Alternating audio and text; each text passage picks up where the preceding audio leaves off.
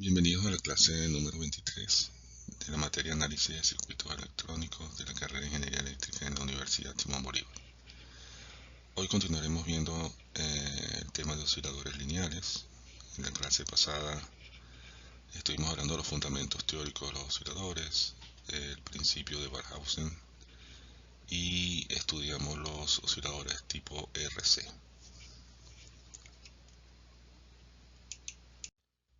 Hoy estudiaremos los osciladores tipo LC, los osciladores a cristal.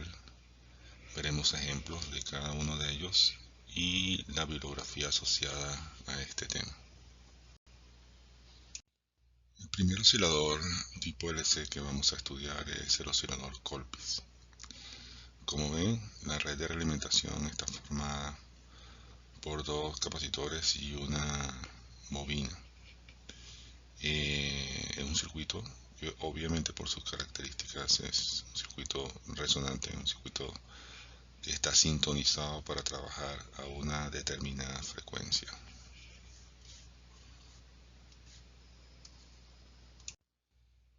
Podemos ver una versión del oscilador Colpitts usando BJT, un transistor BJT, sin muchos de los componentes de polarización que no hacen falta. Se usan transistores precisamente porque, primero por la frecuencia a la cual se trabaja, y en segundo lugar precisamente por la necesidad de tener una impedancia de entrada asociada al amplificador, que es formado en este caso por el transistor y la resistencia R más la RP del transistor y su GM. Como en todo oscilador, y en este caso uno que se haga funcionar con transistor, cuando se tiene esta situación, ustedes verán que tiene el RP del transistor en su punto de operación y la fuente de corriente GMVP, que es como la parte de amplificación. Una parte importante es idealizar el amplificador. ¿Qué significa idealizar el amplificador? Que los componentes que hacen que el amplificador no sea ideal, en este caso R y RP, que vendrían siendo como la impedancia de salida y la impedancia de entrada del amplificador, se mueven teóricamente hacia la red de realimentación beta. O sea, RP se asume que forma parte de beta y la verán en paralelo con el condensador C2, y R se asume que forma parte de beta y la verán como formar parte junto con C1 de la red de realimentación. Esa es la manera de tratar este tipo de osciladores. O sea, se idealiza el amplificador, aunque sabemos que el amplificador no es ideal, pero en la teoría se idealiza, y se mandan estas dos resistencias hacia la red de realimentación. Y luego se plantean las ecuaciones, porque ya el amplificador queda claro: la entrada es de sub pi, la salida es GMB pi, y como el amplificador se asume como de voltaje, y esta fuente de corriente se suele convertir a fuente de voltaje. Pues en este caso hallamos la relación A por beta, dado que recuerden que los osciladores no tienen entrada, por lo tanto todo es un gran círculo. Y entonces hallamos la relación B sub pi entre B sub c para establecer las condiciones de oscilación. Para efectos prácticos de los cálculos, como RP queda en paralelo con C2, se asume que el valor de RP es mucho mayor que el valor de la impedancia asociada al condensador C2, por lo tanto su paralelo tiende a ser la impedancia de ese condensador. Luego de eso se plantean las ecuaciones que ustedes ven allí, la sumatoria de las corrientes da igual a 0, y empezamos un proceso de agrupamiento de términos para poder hacer el despeje de las dos variables. Como es un problema algebraico, pues cada quien pueden encontrar la manera de resolverlo más fácilmente o no tan fácilmente. Mi solución es esta. He ido despejando poco a poco los términos asociados y agrupando los términos asociados a cada uno de los elementos que están en el circuito, buscando darle una forma específica a la solución. En este caso, verán que en el denominador queda un polinomio ordenado de grado 3, S a la 3 por RLC1C2 más S a la 2 LC2 más S por R por C2 más C1, que son como especies de constantes de tiempo, más 1. Hallamos una segunda relación entre B sub pi y B sub c. Involucra la entrada y la salida del amplificador. La reemplazamos en la expresión que hallamos previamente. Y lo que vamos a hacer es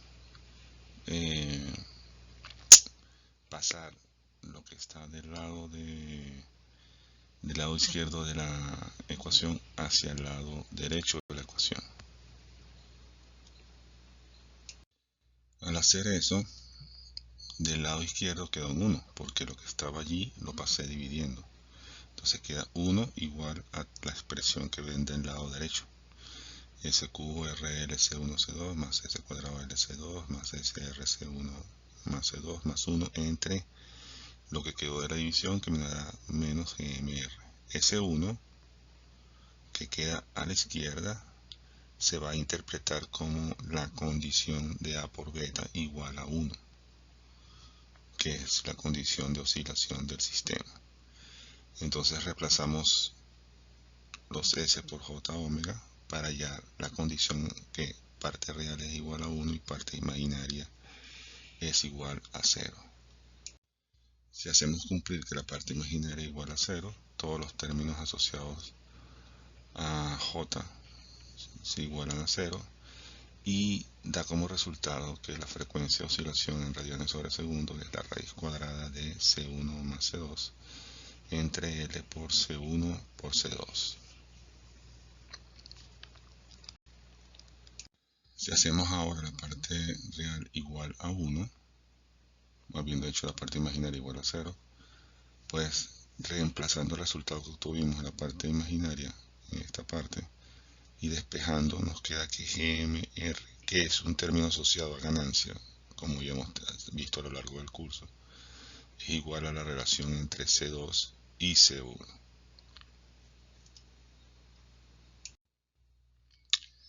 Esta sería una versión real de un oscilador Colpitts, con todos los componentes en el transistor, con sus resistencias de base R1 y R2, que en el análisis AC van a quedar en paralelo con RP.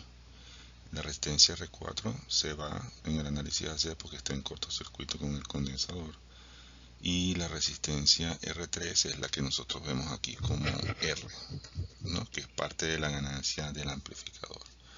C1 y C5 son condensadores de acople que se pueden decidir rápidamente, simplemente es para separar lo que es la parte DC de la parte AC del oscilador, porque la parte AC incluye la bobina.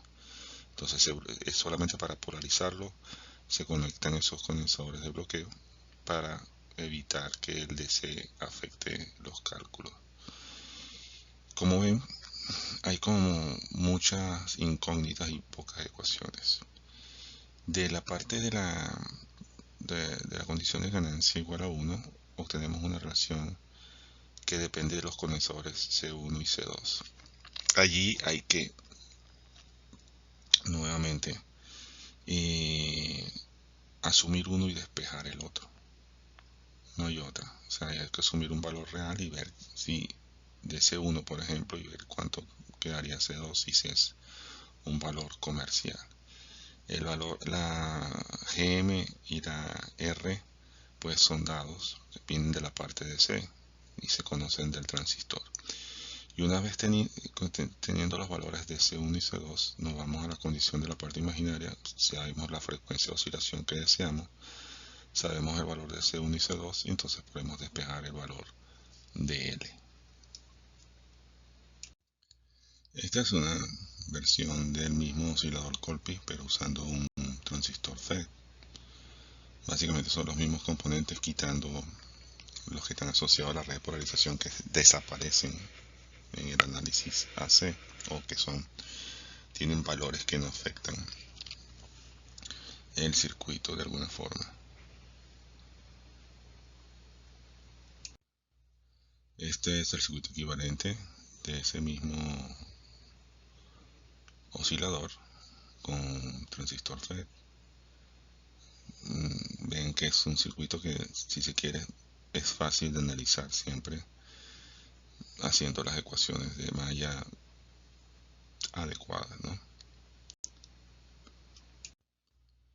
Y esta sería la versión de oscilador con todos sus componentes utilizando un transistor FET. Recuerden, siempre es que estar claro en identificar quién es A y quién es beta, así como hicimos con la parte de realimentación.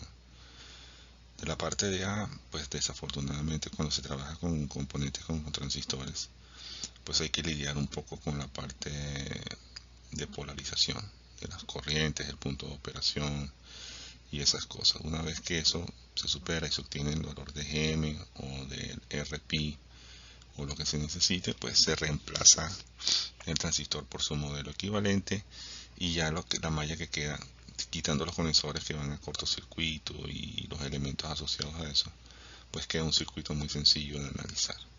O sea que no tiene que ser un gran problema poder resolver este tipo de circuitos. Y veamos el ejemplo 23.1. Se desea diseñar un oscilador Colpitts que produzca una señal sinusoidal de frecuencia 1 kHz. Se dispone de un transistor cuyo valor de polarización es GM igual a 10 mA por voltio y una resistencia de 1K. Entonces, bueno, empezamos por la parte del análisis. Decimos que GMR es igual a C2 entre C1, y eso nos da la relación entre C1 y C2, 10. Si escogemos C1 igual a 1 micro, pues C2 tiene que ser 10 micro.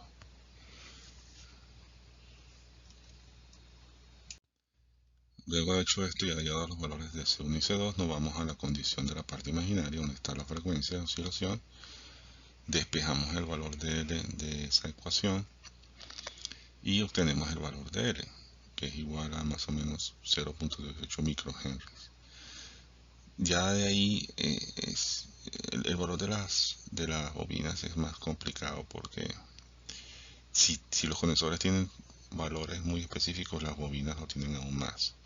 Entonces buscar una bobina que cuadre exactamente con este valor a veces no es sencillo.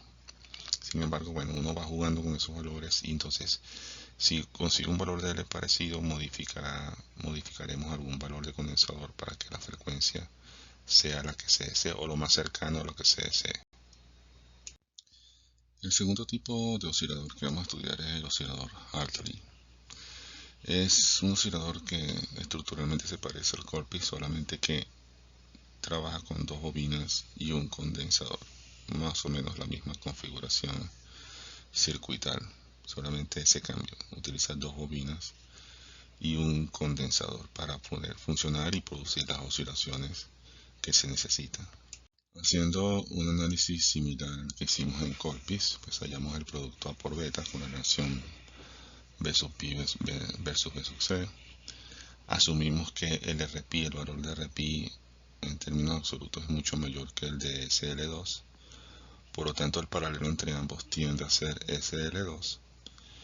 Hacemos una gran corriente de nodo, una gran sumatoria de corrientes de nodo, para poder despejar una primera expresión de B sub pi entre B sub c.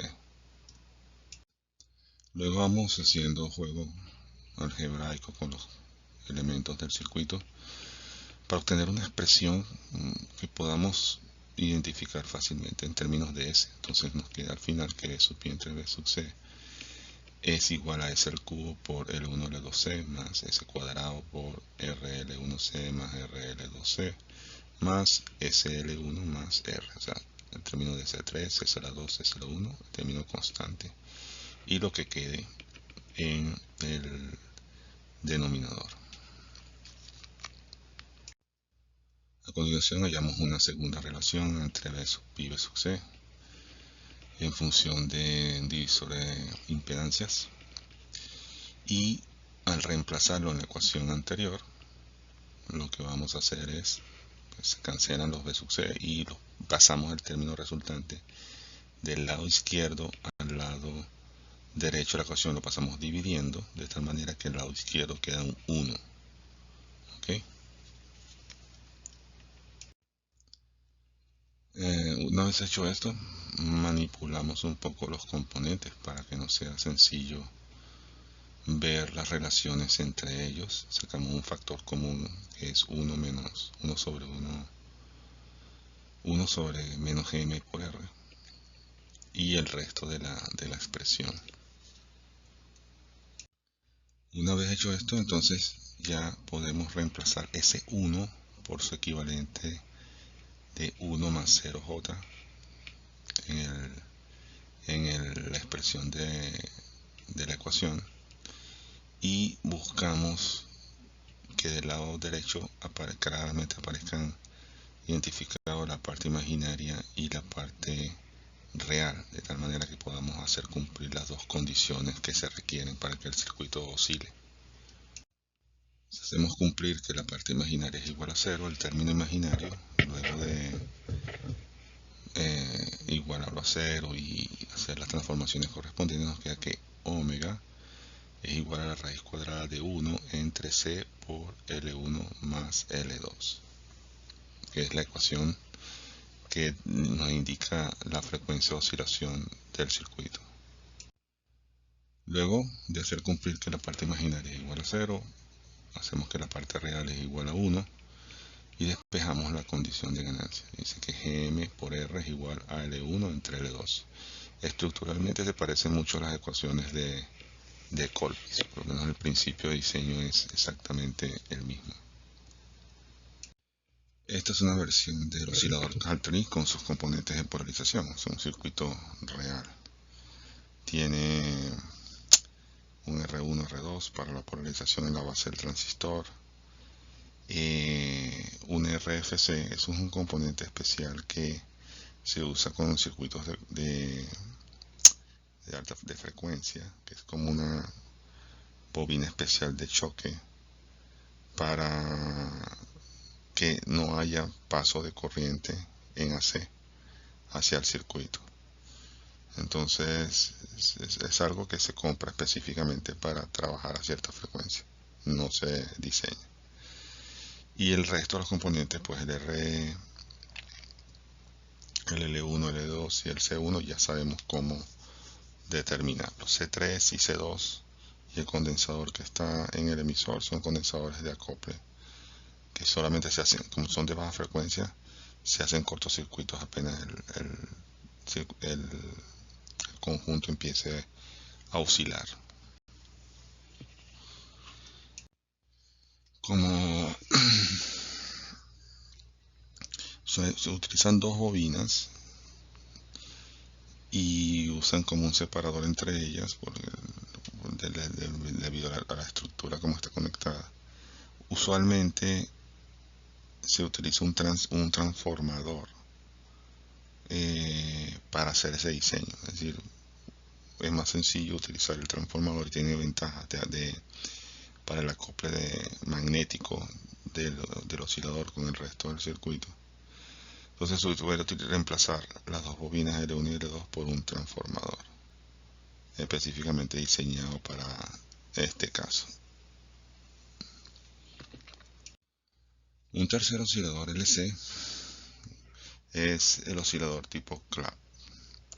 Es similar al Colpitts, simplemente se le añade un tercer condensador que queda en serie con la bobina que está presente en el circuito.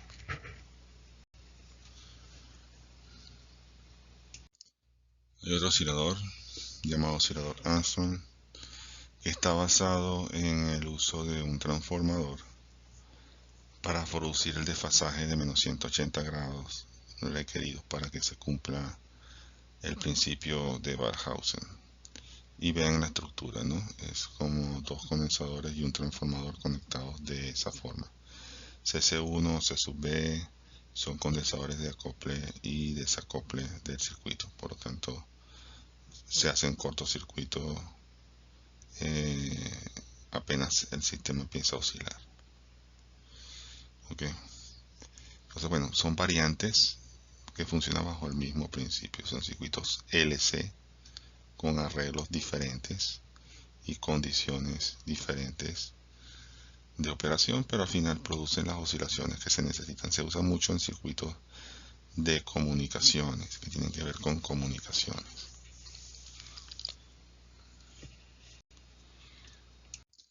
Bueno, el último tipo de osciladores que vamos a ver es el de osciladores a cristal. Estos osciladores están basados en el uso de un elemento piezoeléctrico de cuarzo que vibra a determinada frecuencia cuando se les aplica una tensión entre sus terminales. La forma externa es la que está en la figura A, es como un encapsulado metálico con dos terminales de salida.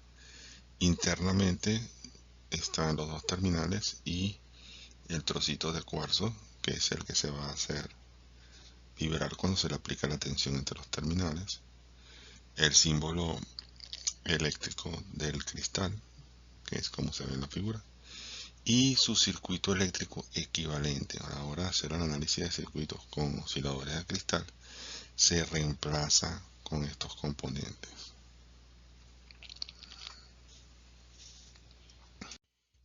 El principio de operación de estos osciladores está basado en el uso del cristal de cuarzo. Se asume que ese cristal de cuarzo tiene una forma hexagonal donde hay tres ejes. El eje X es el eje eléctrico, el eje Y es el eje mecánico y el eje Z es el eje óptico. Cuando se le aplica una señal eléctrica en la dirección del eje X, o sea que se cuadra para que la señal eléctrica aplique sobre la dirección del eje X, la parte mecánica de la estructura del cristal, se produce una vibración en el eje Y y viceversa. Si yo hago una agitación mecánica en el eje Y, se va a tener como resultado una señal eléctrica en el eje X. Así funciona, ¿no? Y tiene, bueno, que tiene una forma muy característica de forma de un cristal hexagonal.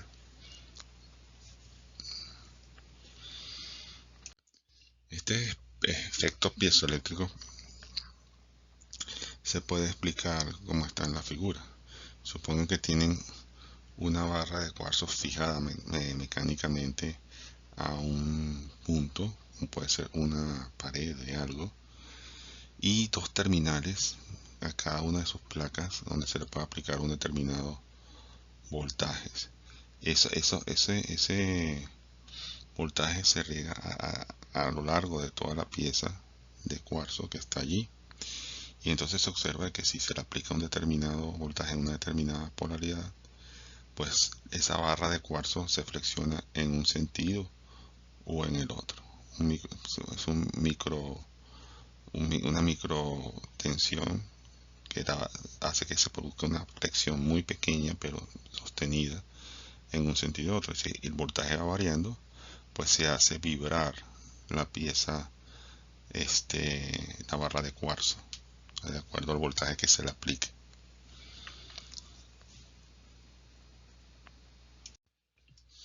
Los cristales tienen formas de vibrar diferentes y eso se llama modos de vibración. Hay modos de vibración que hacen que se mueva de arriba hacia abajo o de lado a lado o se tuerza sobre sí mismo. Eso depende de cómo se maneje la construcción del cristal y cómo se le aplique la tensión. Entonces, por supuesto, como se pone a vibrar tiene frecuencias de oscilación diferentes. Una es la frecuencia fundamental y otra sus armónicos, que se nacen de eso. Entonces tienes la fundamental, el segundo armónico, el tercer armónico y así sucesivamente. Entonces, digamos, son elementos muy útiles y muy prácticos para producir osciladores, en lugar de utilizar componentes como condensadores y, y bobinas.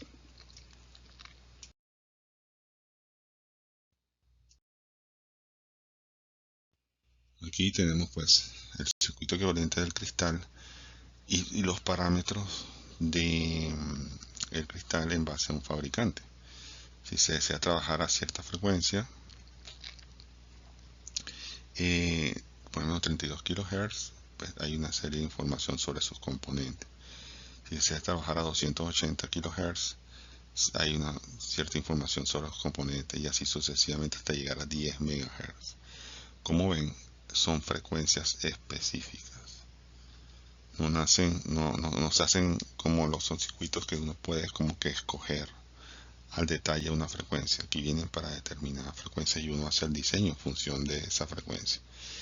Entonces tenemos los RSL, los CSCP y el factor Q, que es el factor de resonancia. Hay lo que le da la característica al cristal es el corte, la manera como está cortado, el cut.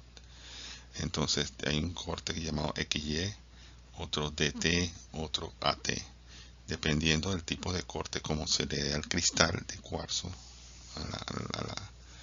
a la pieza de cuarzo. Entonces tiene sus propiedades, sus características intrínsecas de R, L y C, y por supuesto el Q. Entonces, cuanto más sintonizado es el cristal, pues mejor, su comportamiento es mucho mejor.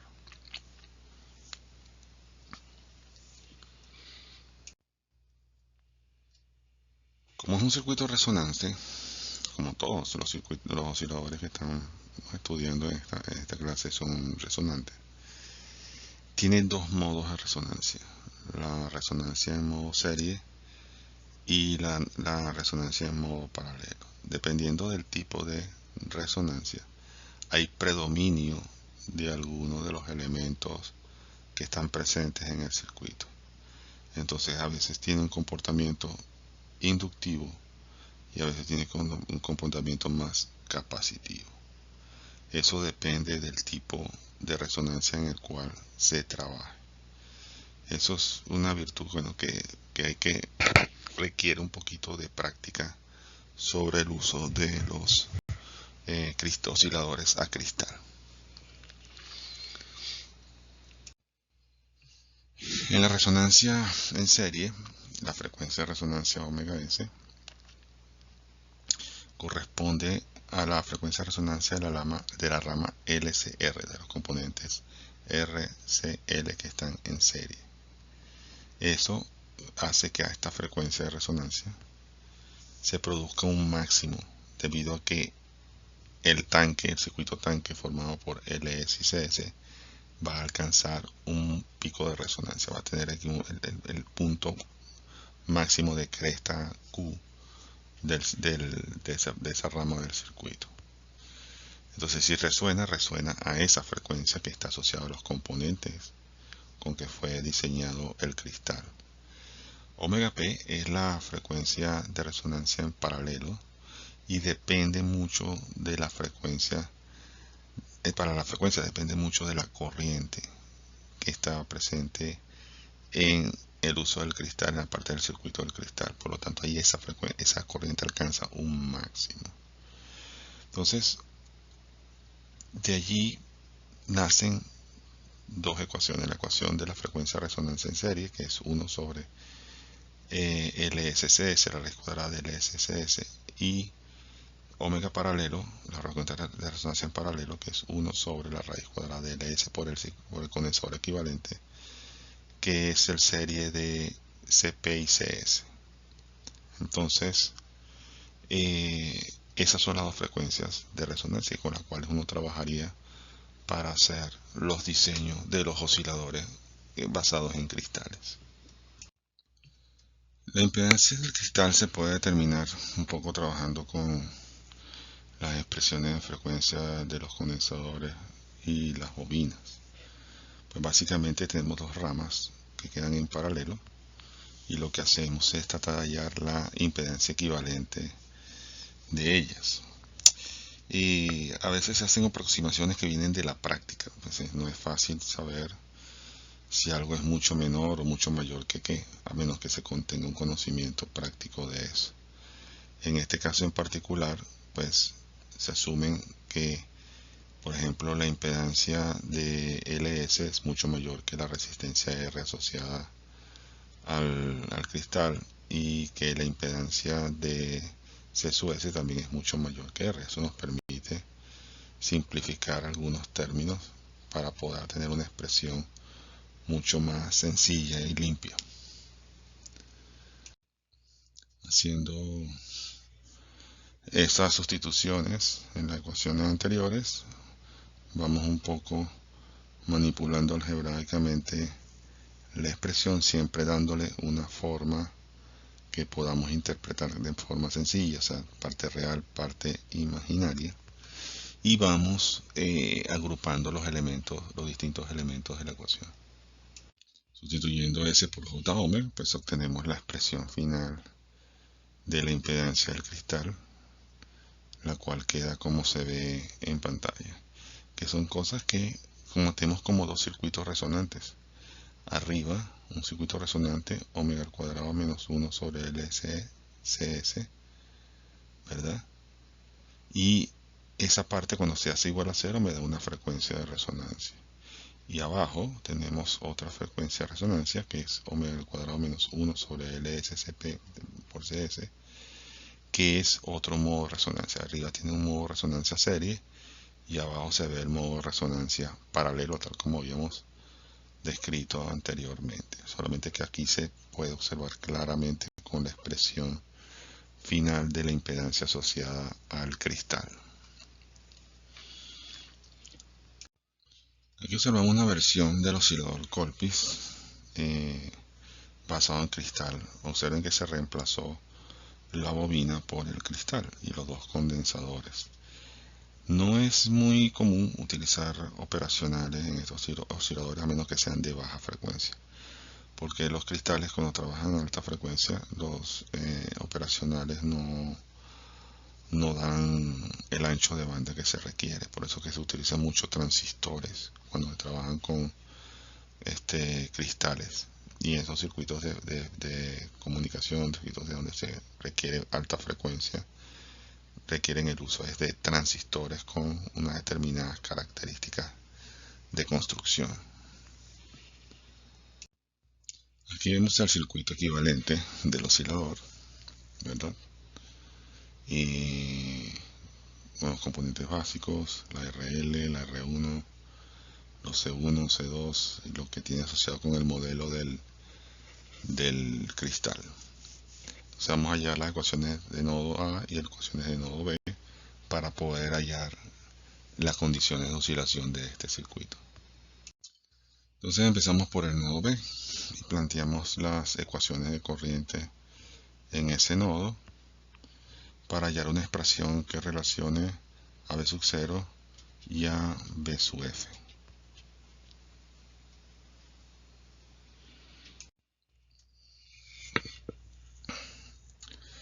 Menos agrupamos términos asociados con B sub 0, agrupamos términos asociados con B sub F, y como hay algún término que no dependa de la frecuencia, en el caso de RL asumimos que RL es un valor grande, por lo tanto 1 sobre RL no aporta mucho a ese lado de la ecuación, y finalmente despejamos un valor de B sub 0 entre B sub F con todos los componentes asociados al cristal y a la ganancia del amplificador.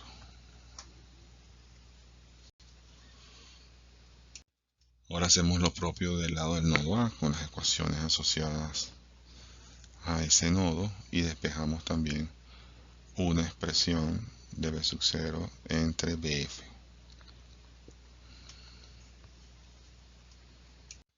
Ahora, igualando ambos resultados, empezamos como un proceso algebraico para agrupar términos, lo cual, bueno, no es sencillo, pues lleva un rato de hacer.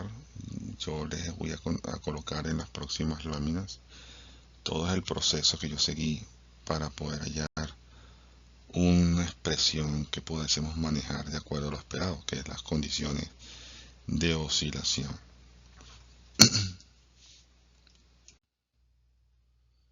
Aquí pasamos algunos términos, los agrupamos en función de los componentes fundamentales. No es algo muy personal, muy intuitivo de cada uno de nosotros, hacerlo de una forma o de otra. Este fue mi camino, ¿no? Agrupando de esta manera. Al final decidí pasar todos los elementos a un lado de la ecuación, del lado izquierdo de la ecuación, e igualar a 0. Pues estaban sumando. Y me queda una gran expresión asociada a todo eso que multiplica términos entre paréntesis.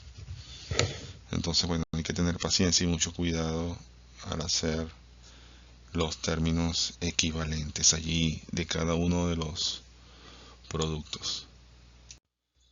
Agrupando los términos en función de los S, todo lo que está asociado a S cuadrado, todo lo que está asociado a S y todo lo que es término independiente, la expresión está tomando esta forma. Como quedaba una expresión igualada a 0 y había términos en numerador y denominador, eliminé, o sea, usé la figura de poner todo el mismo denominador para todas las expresiones, ver cómo quedaba la expresión en el numerador, y esa expresión en el numerador fue la que igualé a 0 para tratar de despejar unas condiciones de oscilación que pudiésemos trabajar, ¿no? Entonces verán que hago eso, todo lo que está en el denominador saco factor común, multiplico arriba y me queda un gran numerador que es lo que igualo a 0. Una vez que tengo algo agrupado en función de S nuevamente, S al cubo, S al cuadrado, S y término independiente, reemplazo S por J omega para obtener una parte imaginaria y una parte real.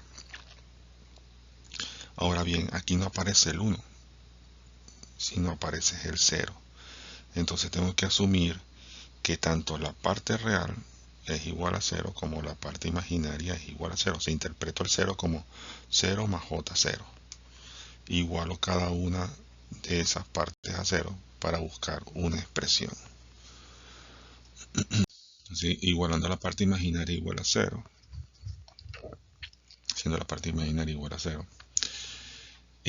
sabemos que nos da la frecuencia. En este caso nos da que la frecuencia en radianes es la raíz cuadrada de C1R1 más C2R1 más C2RE entre C1, C2LE y R1. Y la frecuencia, por supuesto, en Hertz es haciendo la omega 2pi por F y despejando la F. Es difícil, teniendo tantos componentes diferentes, agrupar bien, pero esa es una expresión razonable. Pues son constantes de tiempo, C1R1 es constante de tiempo, C2R1 es constante de tiempo, C2RE es constante de tiempo. Y así, pues, entonces tenemos constantes de tiempo entre constantes de tiempo. Entonces, teniendo ahora la parte real igual a 0,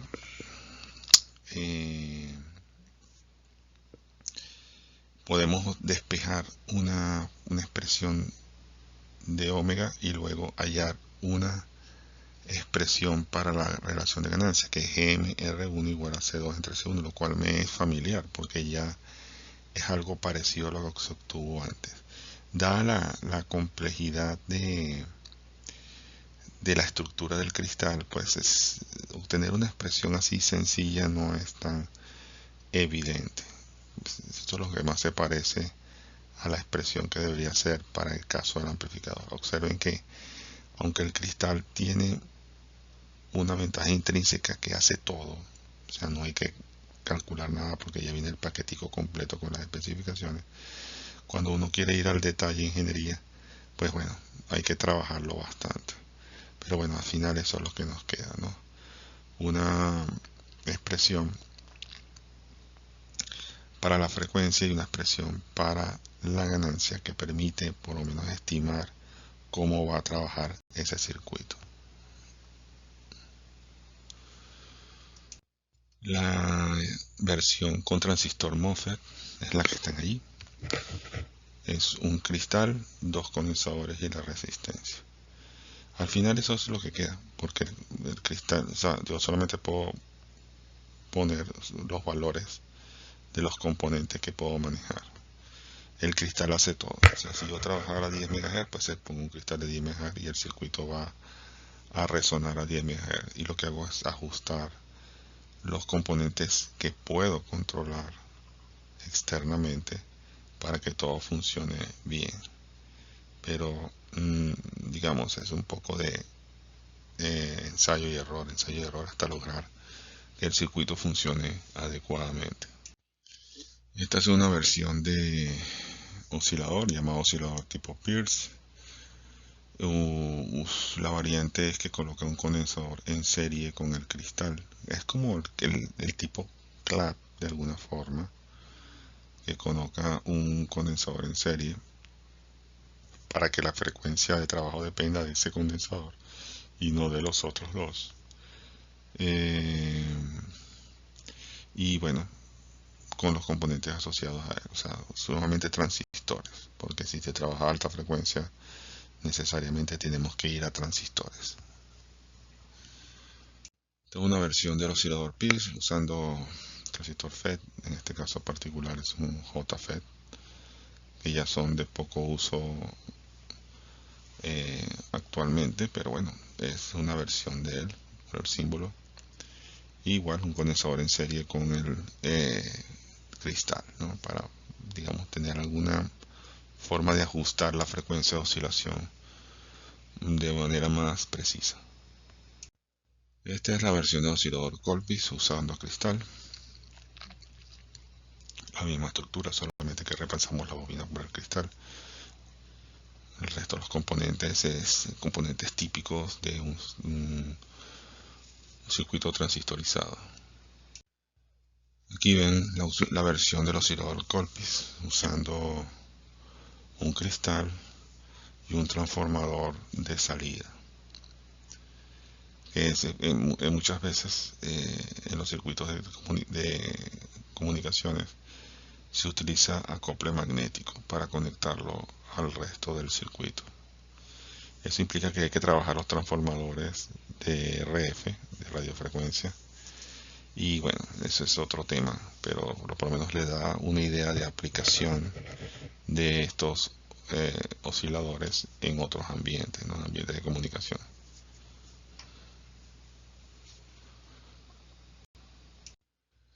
Finalmente, la bibliografía asociada a este tema la pueden encontrar en el libro de Cedra y Smith, capítulo 13, en el libro de Niamen, capítulo 15, en el libro de Rashid, capítulo 13, y algunas cosas en el capítulo 9 del libro de Hanley,